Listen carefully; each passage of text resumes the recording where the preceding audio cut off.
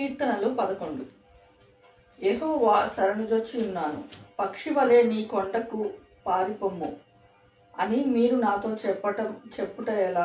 దుష్టులు విల్లెక్కు పెట్టి ఉన్నారు, చీకటిలో యథార్థ హృదయుల మీద వేయుటకై తమ బాణములు వారి యందు సంధించి ఉన్నారు.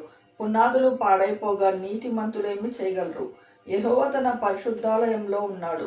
యెహోవా సింహాసనము ఆకాశమందున్నది. ఆయన నరులను కన్నులారా చూచున్నాడు. తన కనుదృష్టి చేత ఆయన వారిని పరిశీలించుచున్నాడు. యెహోవా నీతిమంతులను పరిశీలించును, దుష్టులను బలాత్కారాసక్తులను ఆయనకు అసహ్యులు.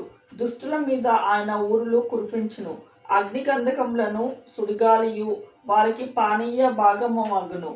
యెహోవా నీతిమంతుడు, ఆయన నీతిని ప్రేమించువాడు. యథార్థవంతులు ఆయన ముఖదర్శనము చేసెదరు.